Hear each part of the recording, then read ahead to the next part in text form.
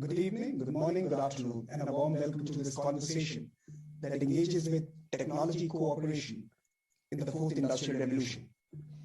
This is indeed a very important theme that all of us must engage with in 2022, and this is a good time for us to learn from the past 2 years and build on that.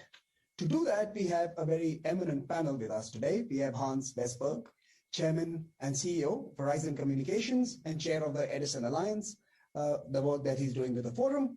We have Sunil Bharti Mittal, Chairman of Bharti Enterprises, a very eminent name in the digital sector, someone who's been engaged with the forum for a very long time, and Minister Paula Ingabire from very dynamic country of Rwanda, where she's in charge of information and communication technologies and innovation. Before we move to the business end of this discussion, let me at this point invite all our online participants to engage with us via the Slido QR code on your screens. Please point the smartphone at the QR code, follow the link, and select the tech cooperation session. And do send in your questions and comments for the excellent speakers we have with us on this panel. We will first invite our speakers to briefly share their thoughts on the theme and the prognosis for the year ahead. I will thereafter pose a few questions and engage the panelists in a conversation, and then bring in audience comments and interventions into the mix. Please feel free to pose your questions as they occur to you, and we will try and include them in the conversation. But before I ask the panelists to share their opening thoughts, let me share some framing observations. It would be safe to say that the need for tech cooperation has never been greater. As businesses, societies, and individuals, we have never been more dependent on technology and indeed on our digital platforms. The pandemic has only accelerated this reliance. We have used innovation in responding to the pandemic. For example, the tech-enabled vaccine efforts.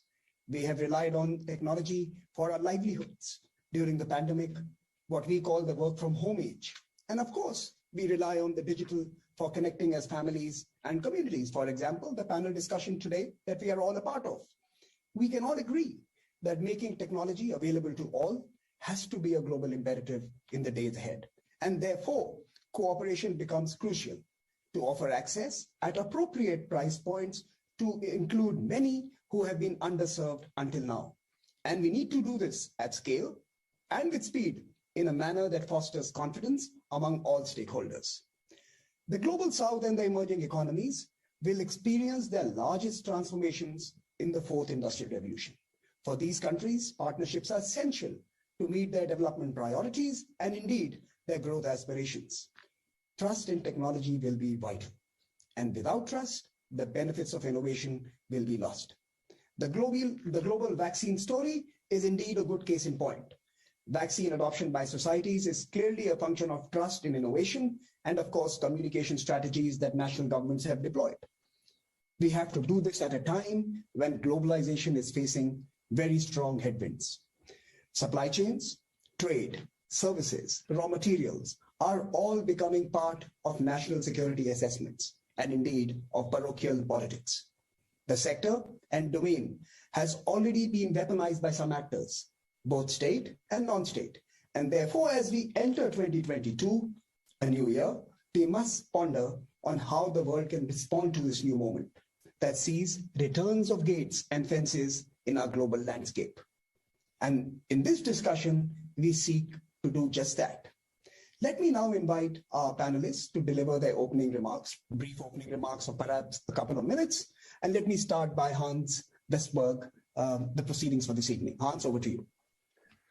Thank you very much, Amir, and great to be here to discuss such an important topic. I will try to keep it brief, but I think that, Amir, you talked about a couple of very important things. The pandemic has really showed how important to be digital connected. We have probably leapfrogged 5 to 7 years when it comes to the digital transformation. Today, it's a necessity to work from home or do healthcare digitally, online banking. Everything is sort of set up for that. And that is, of course, a very important piece of what we see today. This is, of course, posing, as Samir said, also a risk of more disparity in our society. As if you are not connected, you cannot get access to some of these important services. Today, in our society, it shouldn't matter where you're born or where you live or where you come from. You should have the same opportunity. And one of those opportunities, of course, is bridging the technology gap. I mean, today we have 3.6 billion people that are not connected, not part of the internet. However, 85% of those people actually have broadband coverage. That tells you a little bit about the story we need to work with. But it's also 2 billion people that doesn't have healthcare.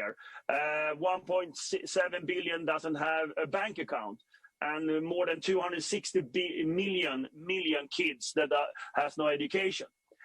To build the world with brick and mortar is going to be hard. To see that everybody has the same opportunity, it's basically impossible. We need to use the 21st century's infrastructure, which is mobility, broadband, and cloud services, in order to get it accessible, affordable, and have the right application and scalability.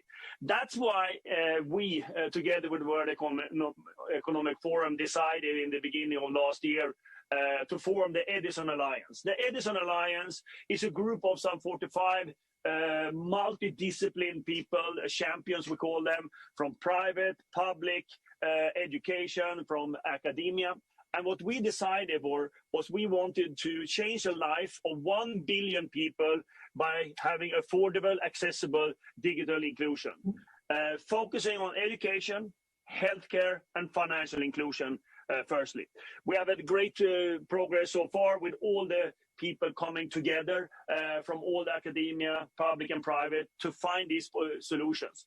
But once again, I mean, for me, this is a moment in time where this infrastructure is so crucial. It's not a good to have to be connected. It's actually a human right to be connected, because that will actually create a much better world and much equal world, and everybody has the same chance.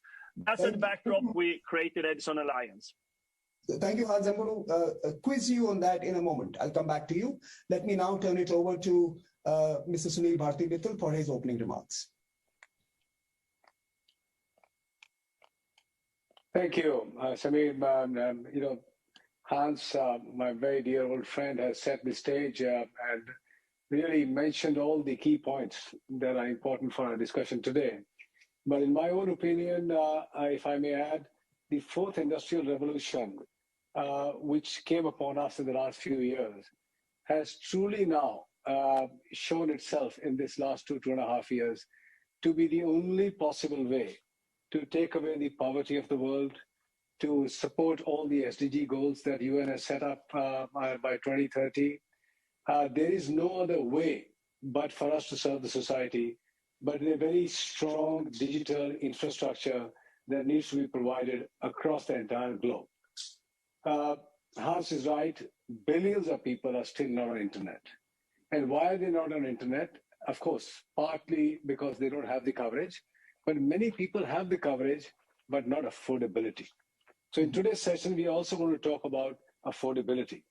If a country like India can provide very high quality, large dollops of data per month at $3, there's no reason why we can't carry this through into Africa and marginalized parts of the world where affordability is an issue. So we will talk about affordability today as well. Then whatever we may do as an industry, whether it's Verizon or it's Airtel and many, many hundreds of other operators and mobile broadband providers and fixed providers, we will still not be able to reach the last billion. They are in places which are almost impossible to cover by fiber. Even with very large amounts of investments, we can't cover them through radio networks. And to do all that, about $425 billion are required in the next 9 years, so that we have ubiquitous coverage for every citizen of this world. Thankfully, the advent of LEO-based constellations of satellites is coming as a savior for the last 1 billion. We will be, and we are not talking about many years into the future, we are talking about months from now, we will be able to cover every square inch of the world, be that oceans, be that mountains, be that forests or deserts, every square inch of the world will be covered. But satellite communication is expensive. It requires expensive ground and user terminals.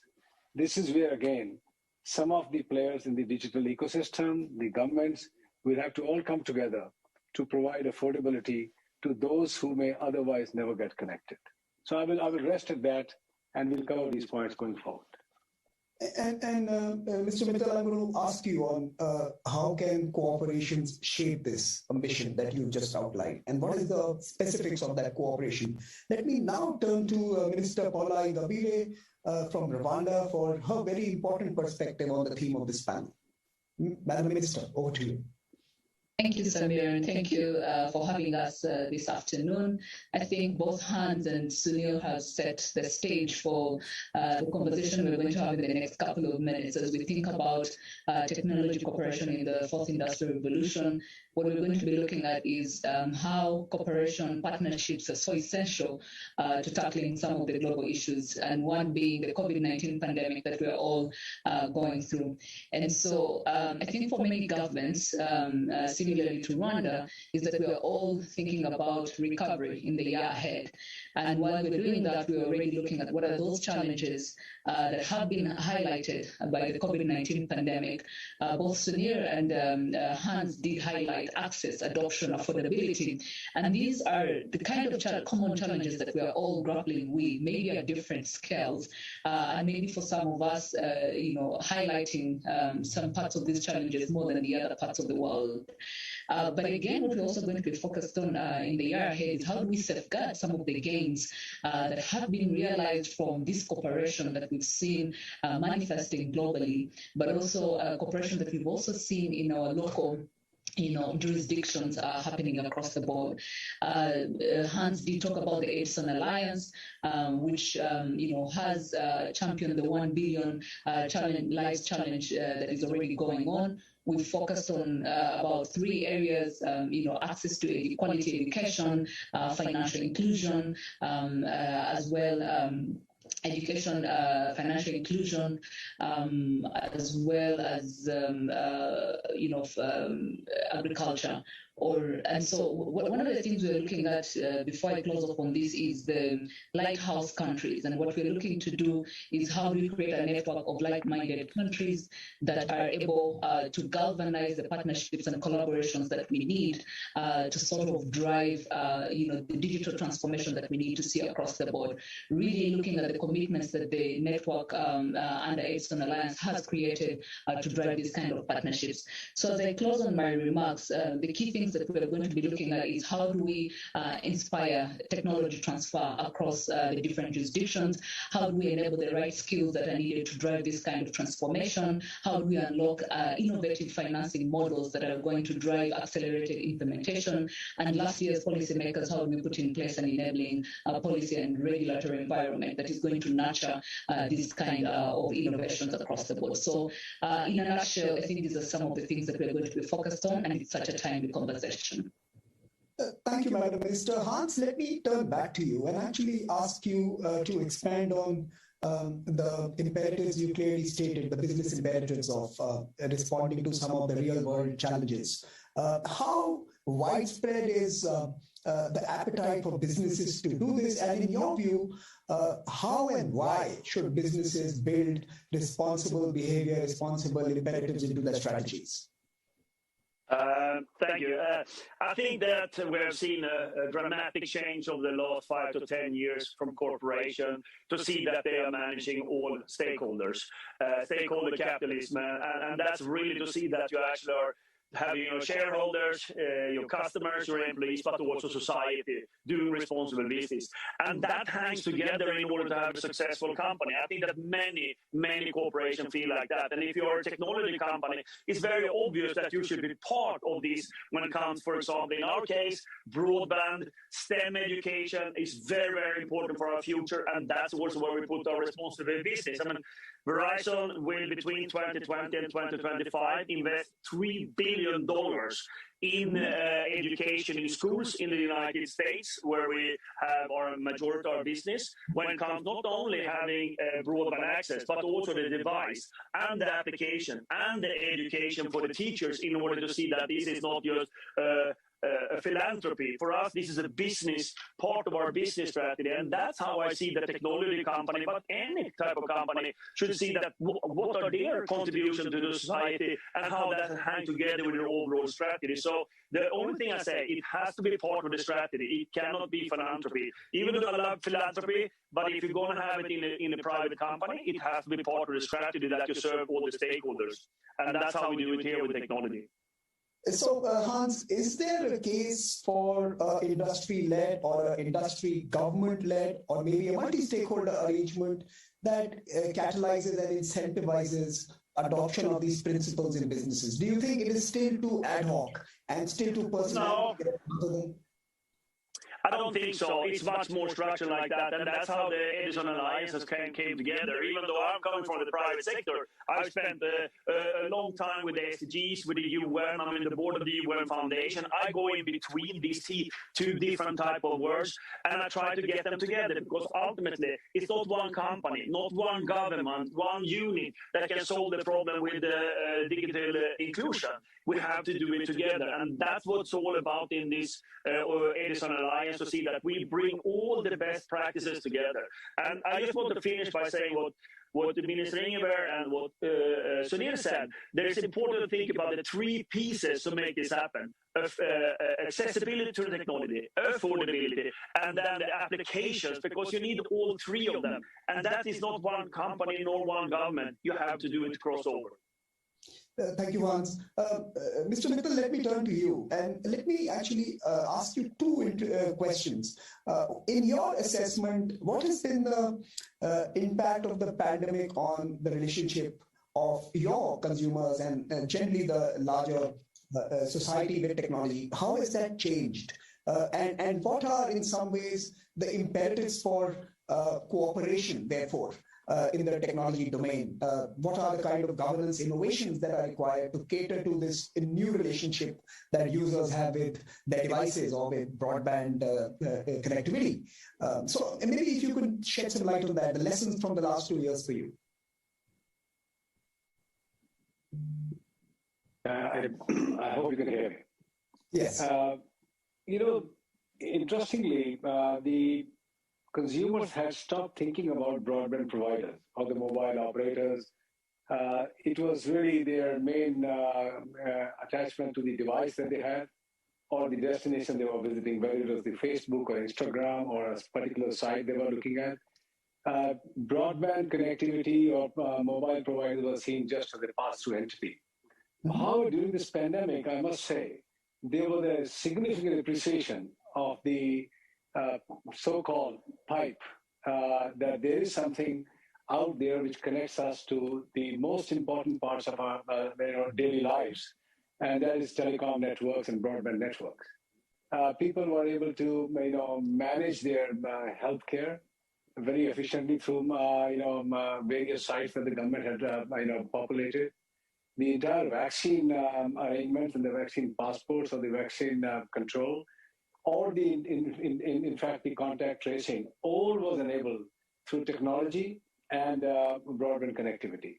And people suddenly started to realize the power and benefit of both these things coming together. Financial services. During this 2 years of near lockdown, people were able to conduct their businesses, small and medium enterprises, daily breadwinners could transfer monies back to their homes and villages. All this came alive, and in the absence of physical infrastructure like bank branches or going to an ATM, all this was enabled by the mobile and digital networks. Food delivery at home.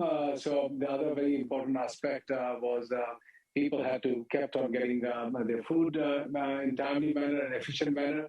So I think the power of digital connectivity and the digital players really accelerated in the last 2 years. And importantly, even the government and the regulators suddenly woke up that it's easy to go and win elections by committing for subsidized foods, free electricity and water to every home. And in cases like India and some of the other developing countries, gas stove and gas cooking at home. And all these things, suddenly brought also government as a stakeholder to say perhaps an affordable, high-quality broadband connectivity to each and every citizen is important too. Yet, there is one big element missing, and that is funding for a very large spread of infrastructure that needs to come through.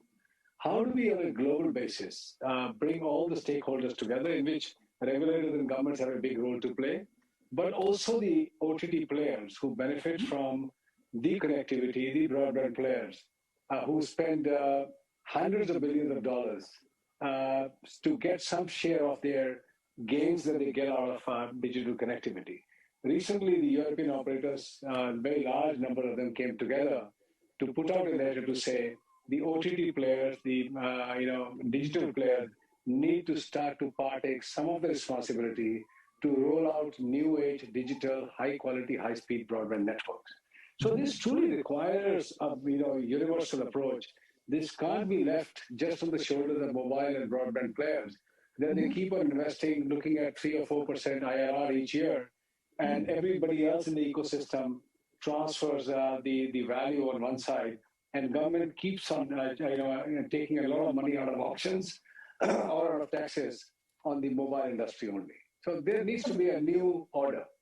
So there's a question from the audience already, and I want to bring that in because there's another important set of stakeholders that people are worried about. Of course, we talk about the workforce displacement and more industrial jobs. But besides the future of work itself and the future of jobs, there is also the SMEs. And there is a chance to reinvigorate the SME sectors and make them part of the news story. But there is also a fear that you will subsume them. The big players will, in some ways, cannibalize their presence. How do we engage and protect and rather strengthen these two aspects of our fourth industrial revolution life? Well, I think it's a very important question. And any society, any industry, any country cannot survive with a very robust distributed supply chain, especially when the world is again rewriting the supply chain, moving large parts out of China. It is flowing into a very equitable basis in every society. I mean, without look at electronic industry, for example, manufacturing industry. A lot of small industries are coming up supplying components to the big players. Automobile is a classic example where India has mushroomed a variety of small, medium enterprises which are fueling their supplies into the larger players. So in my same with food, same with the kirana shops in India, the mom and pop shops. What we need to do is what Hans mentioned, make it a business case to accelerate their digital adoption.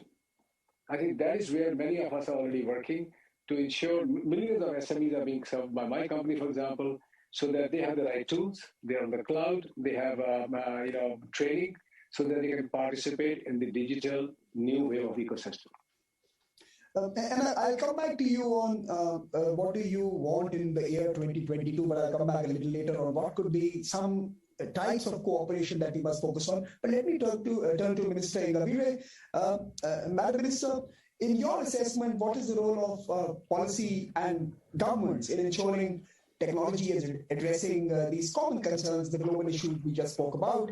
And more importantly, as an audience question asks, how can we cooperate to enable leapfrogging rather than just catching up by those who had been left behind in the previous technology waves? So is there a moment to do more than just catch up and to actually help new nations and new communities take leadership?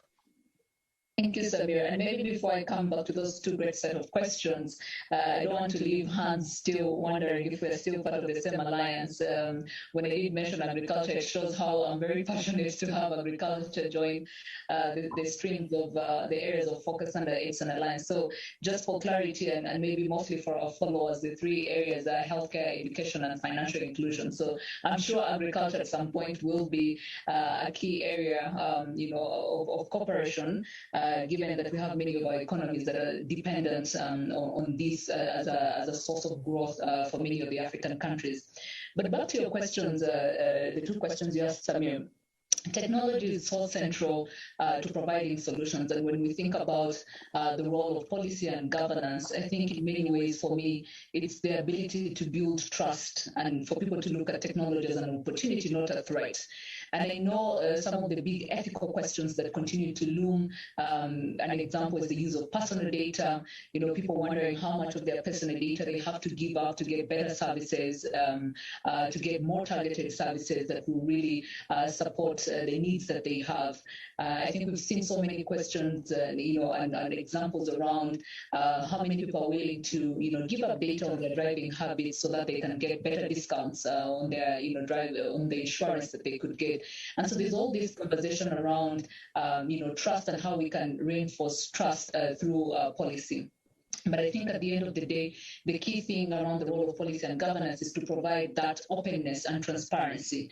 How do we communicate better using policies? How do we provide greater transparency using policies? Because at the end of the day, trust is the oxygen of these emerging and fourth industrial technologies that we are deploying. On that note, even as we just to tie to the second question, which is really around how do we cooperate to leapfrog? And I think Rwanda is a perfect example for that, when we worked with both the World Economic Forum in creating performance-based regulations around drones. Now, when we were deploying the use case around drones, there wasn't any existence of a global standard around drone regulation. So we could have chosen as a country to really be in the wait-and-see mode until someone else puts in place some regulations that can be globally, embraced, and then we decide to deploy some use cases. But what we were focused on was how do we address challenges that were so eminent to us at that point in time.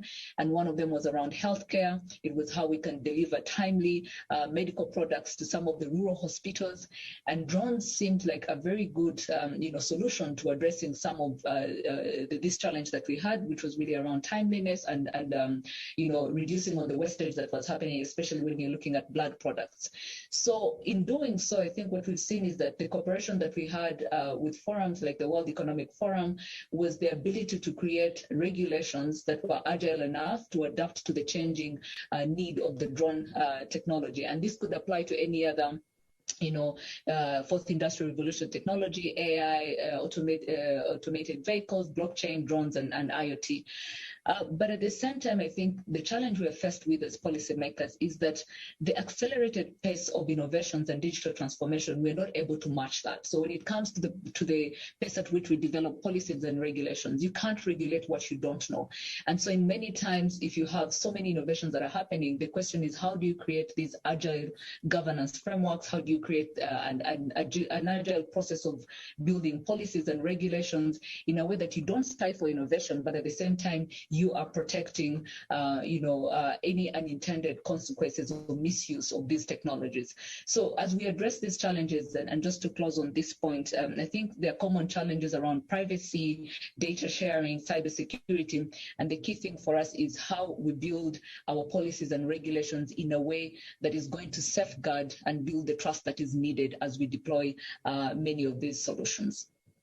So I'm going to actually turn to both Hans and Sunil to speak on the trust issue, because there is a whole new mood, surveillance capitalism, techlash, and many other hashtags do the round on social media. But Madam Minister, let me ask you another question. Sitting in Africa, the future belongs to you. One of the fastest growing regions of the world, one of the most best governed countries, Rwanda. How do you see this new moment in globalization, where we are seeing contests emerge? We are seeing the big power contest over control of technology, politics, economic pipelines. How do emerging economies such as Rwanda and many others in the continent respond to this this new moment? That there is geopolitics coming into everything today, right? The geopolitics of everything. It's something that must be concerning you. Absolutely, very much. And I think worrying for many of us. But at the same time, I think this is where this whole stakeholder capitalism and the talk around cooperation is very essential. There is learning from what the others have done, but there's also understanding what is needed for you.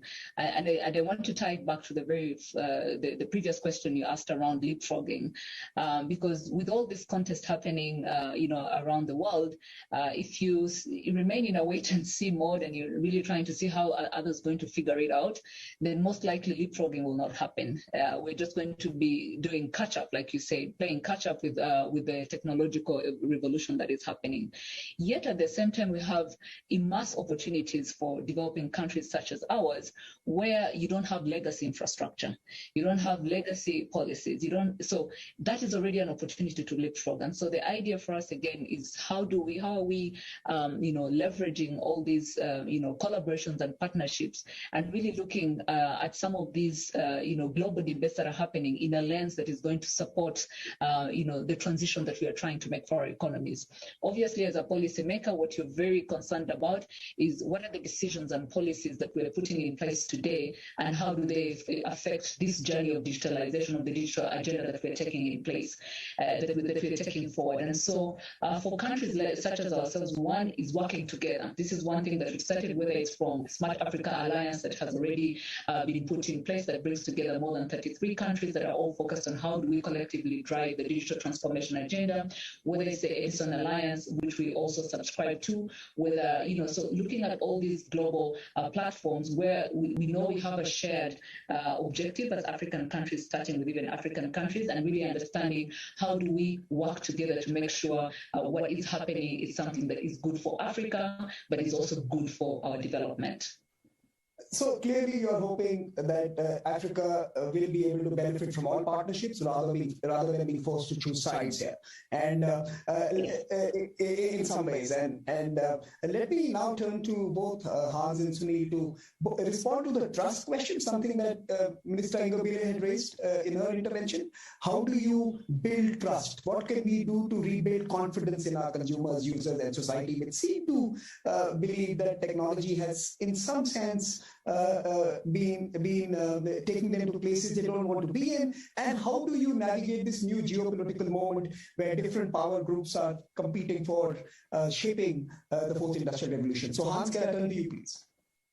Yeah, no, first of all, I think Minister Ingabire has a very good read on what needs to be done. Agile governance and regulation are going to be important because technology is moving fast. I think one of the most important things, of course, is transparency for companies that are working in this world, because ultimately you're going to be judged by your customers, how you are acting and what you do with their data and how you share it or not share it. I think that's going to be the most important. There's going to come so much new technologies constantly, so regulate technology is going to be hard, but regulate the transparency of corporations is going to be important. And we have actually seen over the last 2 years a very important move from our consumers, trying to understand, asking more questions about their data, etc. And we give them more options as well in order to decide over their own data. I think that's going to be very important for companies like ours. And I think we're going to be judged by that ultimately, how transparent we are, because ultimately there are so many people on earth, there are so many different views on what is risk for different people. They need to have a choice to actually choose that, because technology is going to be embedded in our society. It's going to be crucial for having a successful and equal world. So we just need to use it, but we need to find a framework for it. So I think that collaboration between what corporations are doing and what governments are doing is absolutely crucial. And I see that start happening right now. And that's the way forward. And how do you navigate the political moment? At the political moment, I think that in general, there are so many different facets of politics when you're running a global corporation. I think that what we have decided is that we speak up on things that are important for our strategy and our employees and our stakeholders. And that's how we connect it. Even though I personally can have opinions about things happening in the world, we speak up when we think it's important for our stakeholders and how we succeed as a company. Is that diversity in the workplace, or it's equal pay and things like that? Then we speak up also politically in order for us to show that we're behind our stakeholders. Thank you. Sunil, over to you. The issue of trust, rebuilding trust or strengthening trust, and of course, navigating this political moment.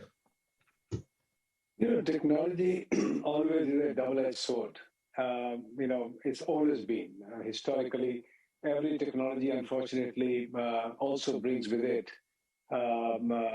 some negatives. And therefore, it becomes the job of all stakeholders to ensure that as we harvest all the goodness of technology, we minimize, it's probably impossible to eliminate, we minimize the negative stuff that comes out of technology. Customers are right today when one of the most important sources of the fourth industrial revolution is data. And everything now depends on data across the globe and is free flowing all the time. Can the customer have trust of the entire ecosystem, be that the operators who connect them or the sites there where they land at the destination and the connected financial infrastructure across the globe, so that their data is safe, their privacy when they conduct their routine or jobs behind the digital framework, and importantly, there is no abuse of the same. This is where I would say all of us, whether it's through World Economic Forum, through Addison Alliance, through United Nations, through our conversations with regulators, and of course the platform of agencies like GSMA, we try to work as much as possible towards mitigating this stuff. Every company of ours or in the ecosystem put a lot of stuff around cybersecurity, around data protection, importantly also ensuring that the customers are safe, our children are safe in terms of abuse of some of the data and digital negatives that can happen.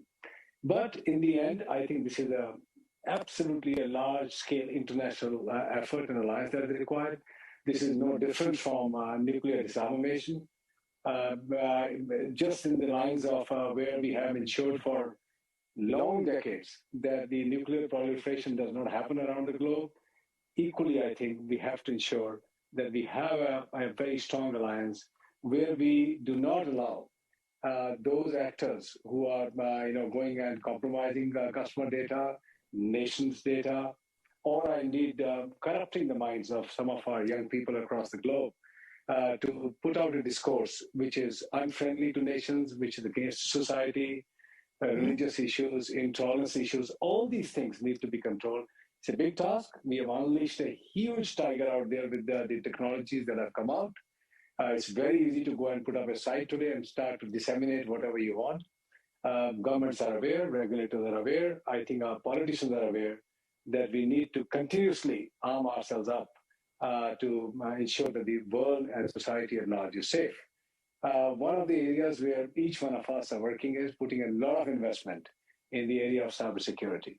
If you see the last 4 or 5 years, there are now so many cybersecurity companies, specialists in each area, supporting the digital ecosystem and evolution to mitigate and eliminate as much as possible the risk of digital connectivity. I have to intervene because we are running out of time. It is very difficult to capture a very rich set of interventions from all of you, but I take away 3 ideas that I think are central. One is what Minister Ngabire clearly outlined as being agile governance, agile regulatory frameworks, principle-based and outcome-based, and in many ways serving society and progress of people. The second idea that I take back is what Mr. Mittal suggested. We need a new war chest to ensure that we are able to serve the last human being on the planet. Technology is available to all, and how do we create that financial architecture in the future is going to be extremely important. And finally, something that Hans mentioned has remained with me, that we need to create a multi-stakeholder and a multi-layered engagement framework that actually builds sustainable responsibility into business models, because you're actually serving your bottom lines as well as society when you do that. Now with that, let me turn it over to Jeremy Jurgen, the Managing Director at the World Economic Forum, for his closing comments.